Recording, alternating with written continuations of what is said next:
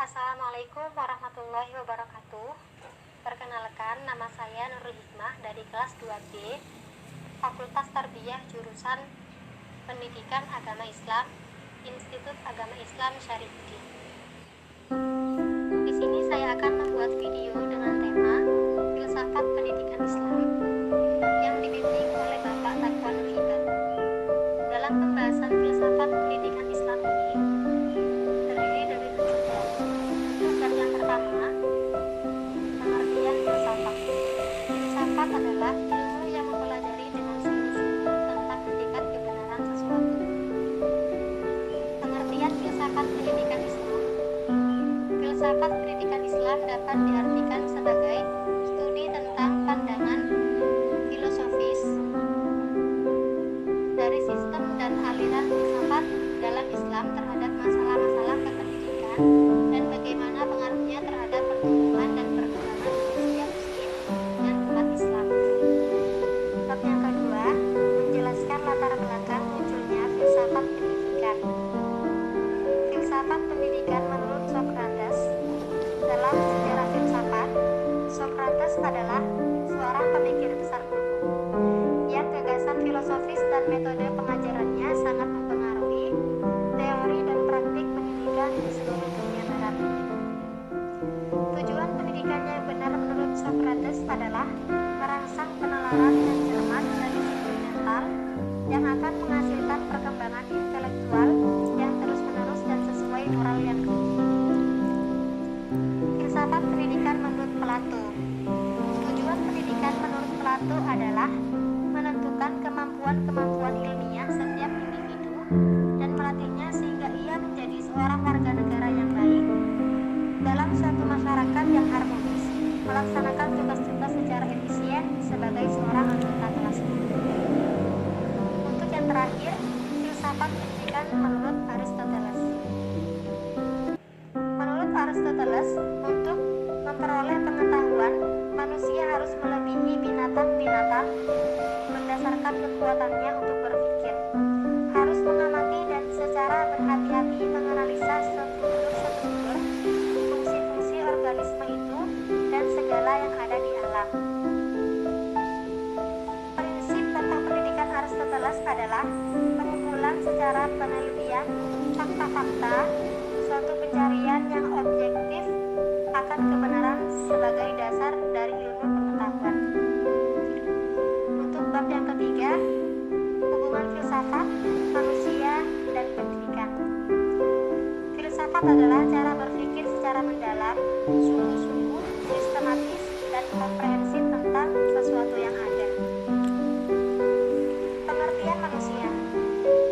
Yang pertama, manusia adalah makhluk yang paling sempurna. Yang kedua, kesempurnaan manusia berada pada jasmani dan rohaninya. Yang ketiga, ciri utama manusia yang sempurna adalah makhluk yang berpikir. Yang keempat, akal dapat membedakan baik dan buruk.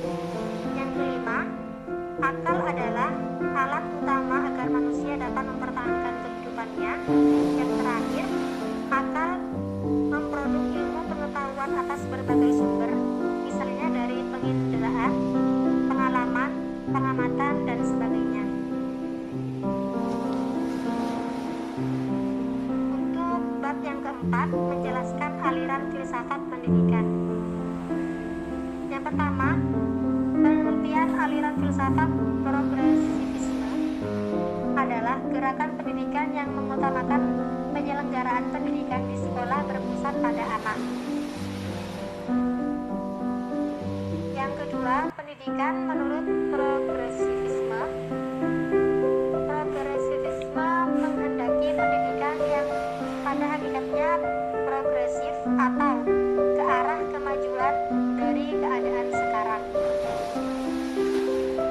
Bab yang kelima, menjelaskan aliran filsafat pendidikan atau esensialisme. Esensialisme merupakan aliran filsafat pendidikan yang tumbuh pertama kali di Amerika Serikat, yang juga merupakan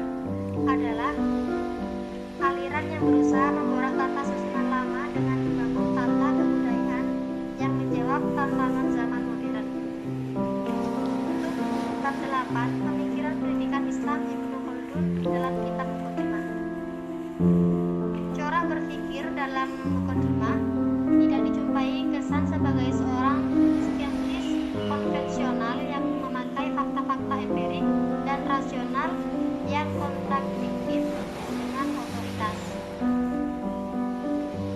Konsep ilmu, kemampuan pikir yang dimiliki manusia baru merupakan potensi dan akan menjadi aktual setelah sifat kebinatangannya mencapai kesempurnaan di dalam dirinya, dimulai dari kemampuannya membedakan atau taktis. Sifat-sifat yang harus dimiliki oleh seorang pendidik menurutnya adalah lemah lembut, menjadikan dirinya sebagai uswah al-hasanah, memperhatikan kondisi peserta didik, mampu mengelola waktu, dan profesional. Teori belajar. Inti dari belajar menurut Ibnu Khaldun adalah usaha untuk mencapai malakut. Tujuan belajar bukan sekedar untuk mendapatkan pemahaman, karena pemahaman atau al-fahmu dapat diperoleh oleh siapa saja. Cukup sekian video yang saya buat. Kurang lebihnya saya mohon maaf yang sebesar-besarnya. Saya akhiri. Wassalamualaikum.